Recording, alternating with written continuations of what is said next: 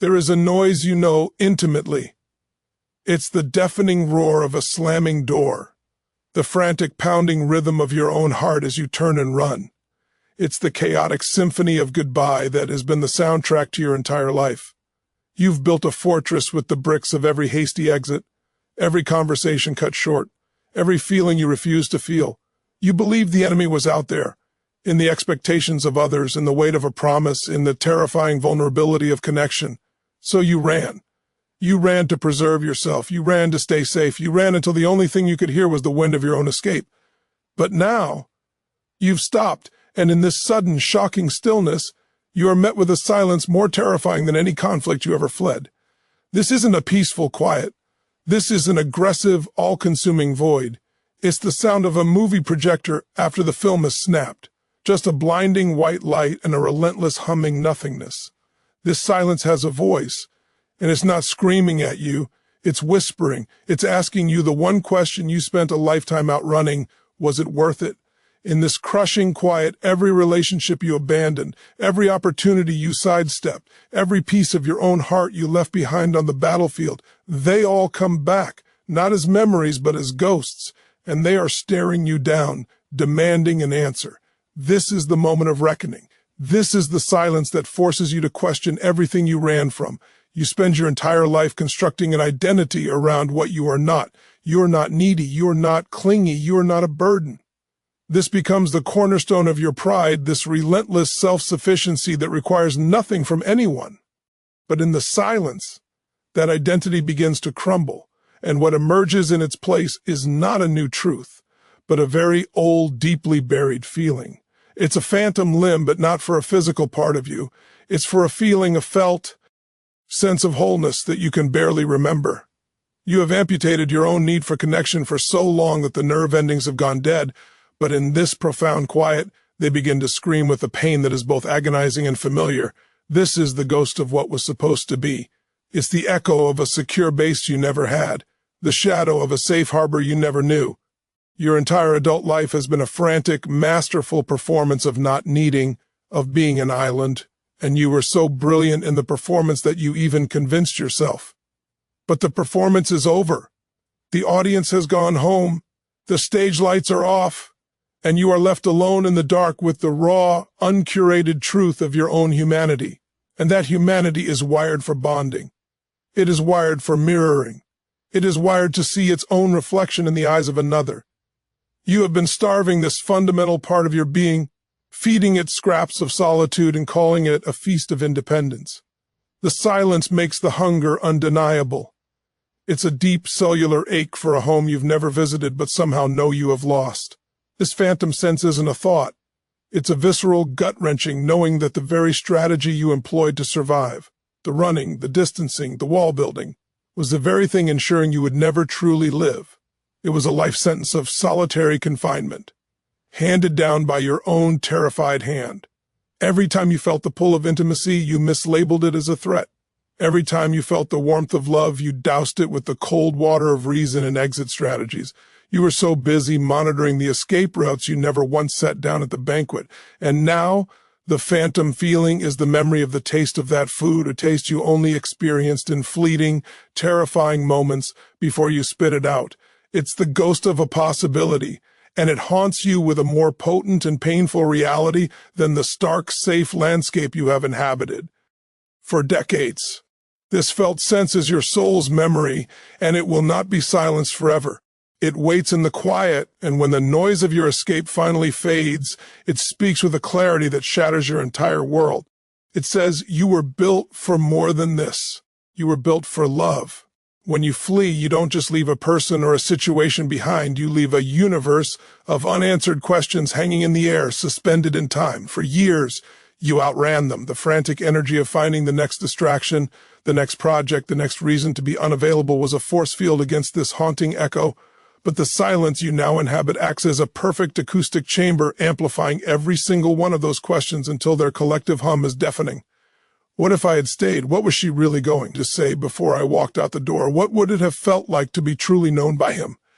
Could that opportunity have been the one that changed everything? These are not idle curiosities. They are the ghosts of your unlived lives, and they are no longer whispering, they are howling. Every avoided conflict, every aborted conversation, every time you chose the clean pain of a sudden ending over the messy, complicated pain of working something through, it all coalesces into a single damning indictment of your chosen coping mechanism. You believed you were choosing certainty, the certainty of your own solitude, over the terrifying uncertainty of connection. But you were wrong. You were choosing the long-term, soul-crushing uncertainty of never knowing what could have been over the short-term, heart-expanding uncertainty of trying. The silence forces you to sit in the wreckage of all those unchosen paths. You start to replay the moments of escape. But this time, instead of feeling the rush of adrenaline that comes with flight, you feel the crushing weight of the vacuum you left behind. You wonder about the damage. You wonder about the confusion and pain you inflicted on others who were simply trying to love you. You are forced to confront the most terrifying question of all. Was the monster even real, or was it just a shadow I cast with my own fear? The echo provides the answer. The greatest prison wasn't the commitment or the intimacy you feared, it was the endless repetitive loop of escape itself. You were a hamster on a wheel, thinking you were covering great ground, when in reality you were just generating enough noise to drown out the sound of your own heart begging you to stop. You have spent a lifetime believing you were protecting yourself. This was the grand narrative, the story that justified every retreat, every hardened heart, every door you closed. You were the hero of this story, the savvy survivor, the one too smart to be caught in the traps of vulnerability. But the silence shatters this narrative. It holds up a mirror, and for the first time you are forced to look not at the hero, but at the betrayer. The fundamental betrayal was not against others, it was against the most core part of yourself, your authentic needs, your capacity for deep love, your desire to be seen and held. Every time you felt a genuine impulse to connect, to call a friend, to share a fear, to lean into a partner, and you consciously or unconsciously shut it down, you were committing an act of self-betrayal. You were the guardian of your own heart, and you became its jailer. In the silence, you can no longer ignore the warden's ledger. It's all there, documented in the cold, hard light of truth. The birthday party you skipped because you felt awkward, the I love you couldn't return, the hand offered in comfort that you brushed aside. Each one was a fracture in your own spirit. You were so busy building walls to keep others out that you failed to notice you were building them from the inside, entombing the very essence of who you are. This realization is not a gentle one. It is a visceral, nauseating collapse of your entire self-concept. The pride you felt in your independence curdles into the shame of realizing you were a coward. The strength you saw in your self-sufficiency reveals itself as a profound weakness, an inability to tolerate the beautiful, terrifying risk of being human. This mirror does not lie. It shows you the cost of your safety, a life half lived, a heart half beating, a soul that has been systematically silenced. The pain of this self-betrayal is far greater than any pain you ever fled from. The pain of rejection or failure is external. It can be processed and healed. But the pain of knowing you were the one who abandoned yourself, that is an internal rot. It's the understanding that the enemy was never at the gate. The enemy was the one holding the keys, and you gave it your name. For decades, you haven't just been wearing armor, you've become the armor. Your personality, your strategies, your very way of moving through the world has been a finely crafted suit of protection. You studied the blueprints of disappointment and heartbreak, and you engineered a fortress so sophisticated that nothing could get in. You believed this was your masterpiece.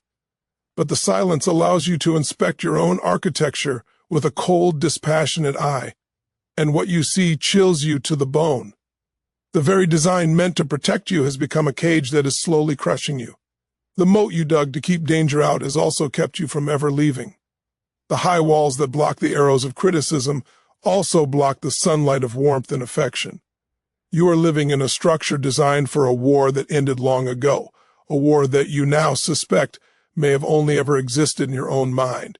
Examining this architecture is a meticulous and painful process. You see how a sarcastic comment wasn't wit, but a drawbridge being pulled up. You see how a sudden need for space wasn't self-care, but the activation of a defensive cannon. You see how your obsession with hobbies or work wasn't passion, but a hidden bunker to retreat into. Every aspect of your life has been organized around defense. There is no room for expansion, for joy, for spontaneous, unguarded connection. The weight of this armor is immense. You have been carrying the tonnage of your own protection for so long that you forgot what it felt like to stand upright, to breathe freely, to feel the sun on your own skin. The silence makes the weight unbearable. You realize you are not living in a castle. You are serving a life sentence in a maximum security prison of your own making, and you are both the warden and the inmate. The terrifying question that now arises is, do I even know how to take this off? The armor has fused to your skin. To remove it feels like it would mean tearing yourself apart, and perhaps it does. But the alternative, to remain entombed within it forever, has suddenly become the more horrifying prospect. Until now, your primary motivator has been the fear of present pain. You made decisions based on what would neutralize the immediate threat of engulfment, rejection, or disappointment. You were a master tactician of the now, expertly avoiding every potential source of hurt. But the silence introduces a new, far more terrifying player onto the field, the ghost of future regret. This is not the echo of past questions. This is a premonition. It's a vision of yourself, years from now, sitting in an even deeper, more profound silence. The silence of an empty home. The silence of a phone that never rings. The silence of a life defined by what you managed to avoid, rather than what you had the courage to create. This future self doesn't look at you with anger. It looks at you with a sadness so vast it feels like an ocean. It mourns the children you were too afraid to have, the love you were too guarded to give, the adventures you were too cautious to take, the person you could have become if you had only stopped running. This ghost is the most powerful motivator you will ever encounter because it is not based on a hypothetical. It is the logical, inevitable conclusion of the path you are currently on. You are shown the final destination of avoidance, and it is a barren, lonely wasteland. Every smooth getaway you've ever executed is now tallied up on a ledger, and the final sum is a life of profound and irreversible emptiness. The fear of future regret is a cleaner, more powerful fear than the petty fears that have driven you.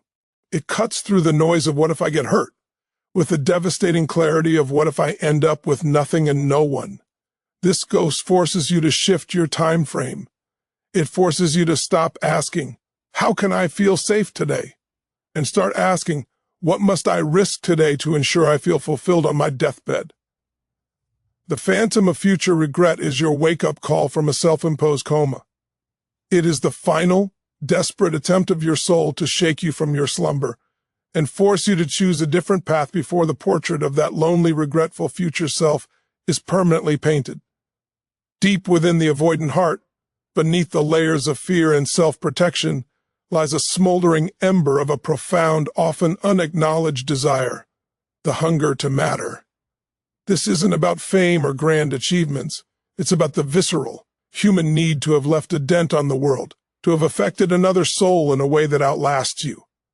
You've spent your life making yourself small, quiet, unavailable to avoid negative impact, criticism, disappointment, failure. But in doing so, you have also made yourself incapable of creating a positive one. The silence confronts you with the terrifying truth of your own insignificance. Not the insignificance of your soul, but the insignificance of your footprint. By refusing to engage deeply, you have refused to leave a mark. Your relationships are shallow pools that evaporate without a trace. Your work lacks the passion that could have transformed it. Your presence in the lives of others is a whisper easily forgotten. This realization ignites a new kind of pain, the pain of wasted potential. You feel the hunger to connect, to contribute, to love so deeply that your absence would be felt as a tangible void. You want your words to have weight. You want your love to be a shelter for someone else. You want to look back and see a path you carved through the wilderness, not just a series of footprints leading away from anything that looked difficult. This hunger is different from the phantom feeling of the past. It is a forward-pulling, magnetic force. It's the recognition that a life lived in a vacuum is not a life at all. It's the understanding that the very vulnerability you ran from is the only tool you have to create anything of real value. You cannot write a great novel without risking bad reviews. You cannot build a great company without risking failure. You cannot have a great love without risking heartbreak. Impact is born at the intersection of courage and vulnerability. The silence makes you ravenous for this. It makes the safe, sterile life you've constructed feel like a form of living death. You begin to crave the messy, complicated, glorious struggle of a life that matters.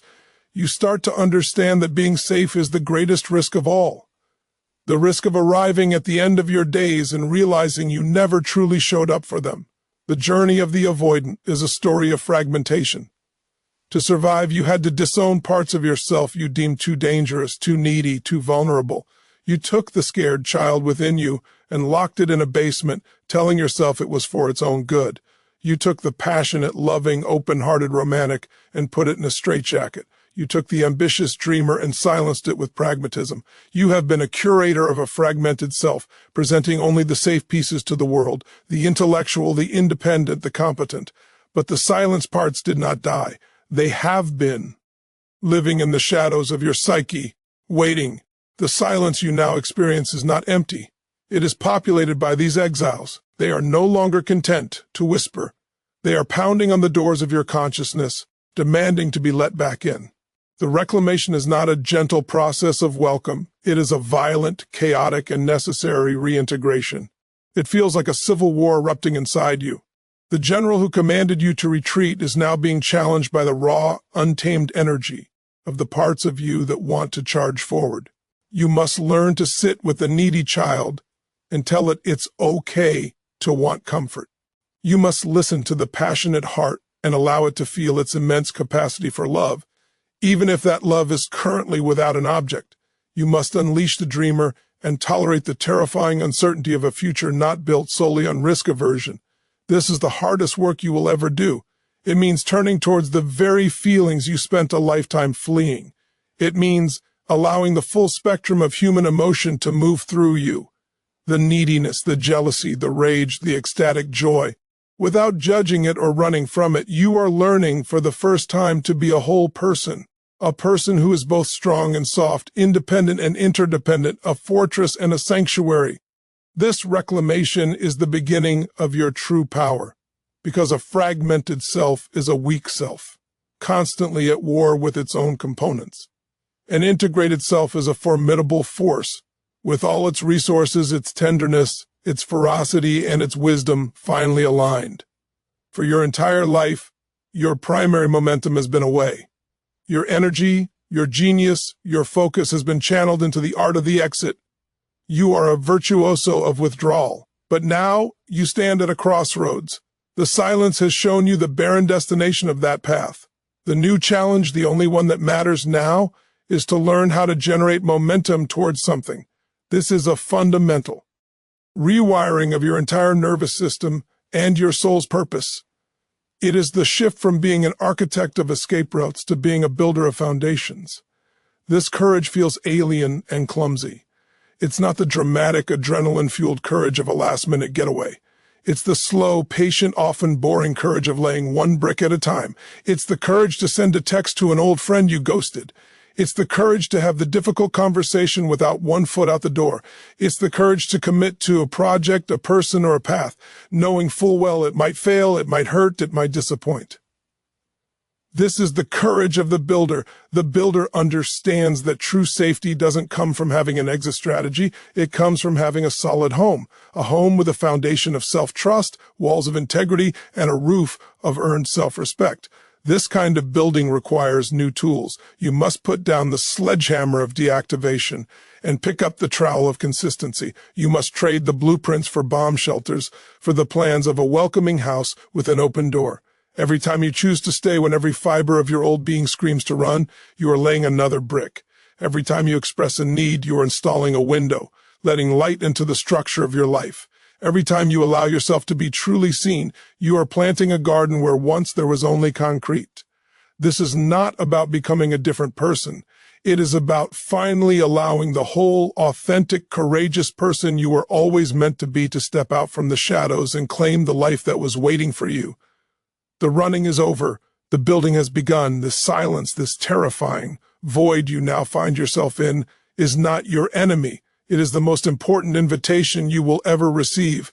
It is the universe Your own soul finally forcing you to a standstill so that you can hear the truth that has been trying to reach you through the noise of your own. Escape. It is the brutal, beautiful end of the road you have been traveling, and the stark, undeniable beginning of a new one. The ghosts of your past, the echoes of your unanswered questions, the mirror of your self-betrayal. They are not here to torture you. They are your guides. They are the undeniable evidence that the strategy of a lifetime has reached its expiration date. They are proof that you are capable of feeling so much more than you allowed yourself to feel, that you were designed for a depth of experience you have been systematically denying. The hunger you feel for impact, the painful process of reclaiming your abandoned parts, the daunting task of learning to build rather than flee, these are not signs of breaking. They're the symptoms of a profound awakening. This is your spirit refusing to be placated any longer by the empty calories of avoidance. It is demanding the full, nourishing feast of a connected, purposeful, and authentic life. The path forward will not be easy. There will be days when the old scripts scream in your head, when the allure of a clean, cold exit feels overwhelmingly seductive, but you can no longer unhear the whispers of the silence. You can no longer unsee the vision of that future self, drowning in regret. Let that vision be your compass. Let the pain of self-betrayal be the fuel that powers your commitment to never abandon yourself again. You are being called to become the architect of your liberation, to take the very materials you used to build your prison, your awareness, your intelligence, your deep sensitivity, and repurpose them. Use them to construct a life of meaning. Use them to build bridges where there were only moats. Use them to create a home for your heart, one with an open door, capable of both giving and receiving the love that has always been your birthright. This is your moment of choice. You can retreat back into the familiar numbness of flight, or you can take a staggering, courageous step forward into the messy, magnificent, and unpredictable adventure of being fully, wholly, unapologetically human. The silence has asked its question. How you answer will define the rest of your life. Thank you for having the courage to listen, to feel, and to confront the silence with me today. This is not an easy journey, but it is the most important one you will ever take. Remember, the fact that you are here questioning everything means you are already on the path to reclaiming your life. Now, go out there and build something beautiful. Goodbye.